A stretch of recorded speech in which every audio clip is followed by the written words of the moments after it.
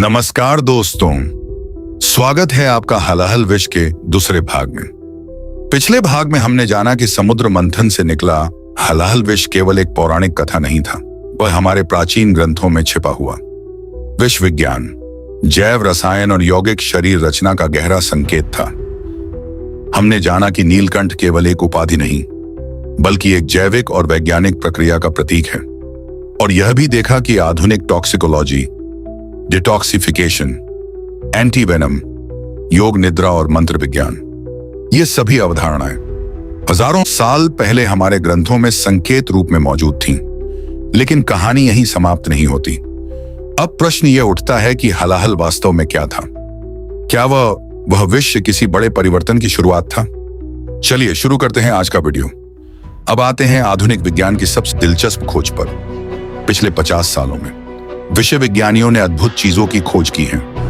पहली, कुछ जीव, कुछ जानवर वह ऐसे विषों को सहन कर सकते हैं जिससे अन्य जानवर तुरंत मर जाते हैं। जैसे सांप एक दूसरे के जहर के लिए प्रतिरक्षी होते हैं। कुछ सांपों ने विकसित किया है एक ऐसा जीन जो उनके शरीर में विषैले प्रोटीन्स को संभाल सकता है। क्या शिव के शरीर में भी ऐसा कुछ था? एक ऐसी शारीरिक प्रक्रिया जो विश्व को सहन कर सकती थी। दूसरी, माइटोकॉन्ड्रिया यानी कोशिका की शक्ति। यह कोशिका के ऊर्जा का स्रोत है। और हाल की खोज में पता चला है कि जब शरीर तनाव, स्ट्रेस में होता है तो माइटोकॉन्ड्रिया अधिक शक्तिशाली हो जाता है। ठीक वैसे ही जैसे जब आप जिम में व्यायाम करते हैं, कठिन व्यायाम से आपके माइटोकॉन्ड्रिया मजबूत हो जाते हैं। तो क्या शिव के शरीर का हर माइटोकॉन्ड्रिया विष के विरुद्ध प्रशिक्षित था? तीसरी, ऑटोफेजी यानी आत्मविनाश। यह एक बहुत ही नई और दिलचस्प अवधारणा है।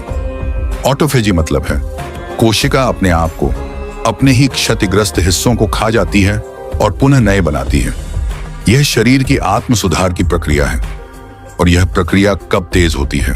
भूखे रहने पर, तनाव पर, ध्यान की गहन अवस्था में। शिव को कहा जाता है योगी श्रेष्ठ। वे हमेशा ध्यान की अवस्था में रहते हैं। क्या उनकी कोशिकाओं की यह ऑटोफेजी क्षमता ही उन्हें विष से बचाती है? अब आते हैं सबसे रहस्यमय बात पर। कुछ ग्रंथों में कहा गया है कि शिव का विष काले रंग का अमृत बन गया। हलाहलम कृष्ण अमृतम, अर्थात हलाहल काला अमृत बन गया। यह सिर्फ काव्य नहीं है, यह एक गहरी वैज्ञानिक सच्चाई है। आधुनिक चिकित्सा में एक सिद्धांत है, हॉर्मेसिस। हॉर्मेसिस का मतलब है एक छोटी मात्रा में विष शरीर को मजबूत बना सकता है। यह जहर को औषधि में रूपांतरित करता है। जैसे कीमोथेरेपी में कैंसर की दवा भी जहर ही होती है, लेकिन सही मात्रा में यह कैंसर को मार देती है।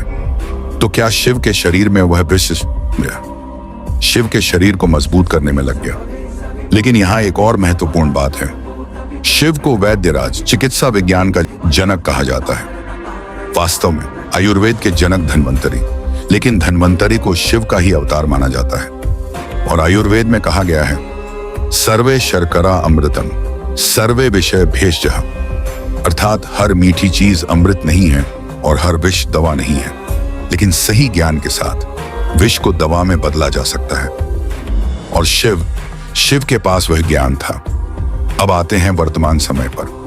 हम आजकल किस तरह के विषयों से घिरे हुए हैं? रासायनिक प्रदूषण, वायु, जल और मिट्टी में, भोजन में कीटनाशक, स्क्रीन से विकिरण, मानसिक तनाव जो एक तरह का जहर है, भावनात्मक विष, क्रोध, भय और ईर्ष्या। और हम कौन हैं? क्या हम शिव की तरह इस विष को सहन कर सकते हैं? हाँ, अगर हम सीखें शिव के द्वारा बताए गए उपायों को। पहला ध्यान, डिटॉक्सिफाइंग मेडिटेशन। रोज 20 मिनट गहरे ध्यान में बैठे अपनी चेतना को शांत करें। यह ध्यान हमारे शरीर में एक ऐसी अवस्था बनाता है जहां विष मुक्ति की प्रक्रिया तेज हो जाती है। दूसरा, प्राणायाम, ब्रेथ बेस्ड डिटॉक्स। शिव को प्रणव ध्यानी कहा जाता है। वे प्राणायाम के जनक हैं। और प्राणायाम क्या करता है? ये आपके फेफड़ों को शुद्ध करता है, आपके रक्त को शुद्ध करता है। Conscious eating. शिव को वनस्पतियों का ज्ञान था।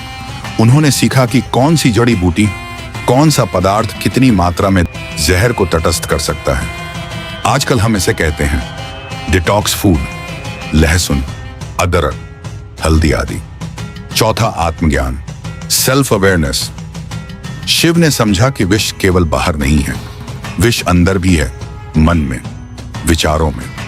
तो आप अपने नकारात्मक विचारों को, अपने विषैले भावनाओं को देख सकते हैं, समझ सकते हैं और उन्हें तटस्थ कर सकते हैं। सबसे महत्वपूर्ण बात यह है कि शिव का नीलकंठ रूप एक चेतावनी है। हर गले में, हर हृदय में एक तरह का विष है, जीवन की चुनौतियां, दर्द, पीड़ा। और सवाल यह नहीं है कि हम उस विष से कैसे बचेंगे, सवाल यह है हम उस विष को कैसे संभालेंगे। क्या हम उसे निकाल बाहर करेंगे या क्या हम उसे अपने अंदर रखने में सक्षम होंगे, उसे समझेंगे, उसे परिवर्तित कर सकेंगे। यही है शिव की शिक्षा। विष को ज्ञान में बदलो, दर्द को शक्ति में परिणत करो, हर कठिन परिस्थिति को एक सीखने का अवसर बनाओ। महाभारत में एक बहुत ही सुंदर श्लोक है, न भयम व्यप्तयः सर्व, न लोभम सर्वतः सर्वः, यो विषम पीत्वा जीवति सह शिवः सर्वदा शिवः। अर्थात जो व्यक्ति विष को पीकर जीता है, जो दर्द को सहन करता है, जो हर चुनौती को स्वीकार करता है, वही है शिव। क्योंकि असली शांति, असली कल्याण यह उस जगह से नहीं आता जहां सब कुछ ठीक है। असली शांति आती है उस जगह से जहां आप विष को भी अमृत में परिवर्तित कर सकते हैं। आजकल हमारा समाज, हमारी सभ्यता बहुत सारे विषयों से भरी हुई है, लेकिन अगर हम शिव की तरह समझदारी से उस विष को देखें, उसे स्वीकार करें, उसे परिवर्तित करने की कोशिश करें, तो हम भी नीलकंठ बन सकते हैं। और वह नीलापन, वह दर्द, वह सिर्फ एक निशान नहीं होगा, वह होगा एक ताज, एक गौरव। पुराणों में एक श्लोक आता है, महानीलकंठ शिव, यानी महान नीलकंठ, महान शिव। और यह महानता, यह हर एक के अंदर है। तो दोस्तों, यदि आपको यह वीडियो पसंद आया हो तो कमेंट में जय नीलकंठ अवश्य लिखें। वीडियो को लाइक करें, शेयर करें और हमारे चैनल को सब्सक्राइब अवश्य करें। ओम त्र्यंबकम यजामहे सुगंधिम पुष्टिवर्धनम उर्वारुकमेव बंधनात् मृत्योर्मुक्षीयमामृतात्। महादेव, हमें भय से मुक्त करो, हमें अंधकार से प्रकाश की ओर ले चलो, हमें विष को अमृत में परिवर्तित करने की शक्ति दो। ओम नमः शिवाय, ओम नमः शिवाय। तो मिलते हैं अगले वीडियो में शिव के एक और रहस्य के साथ। तब तक के लिए जय शिव शंभू।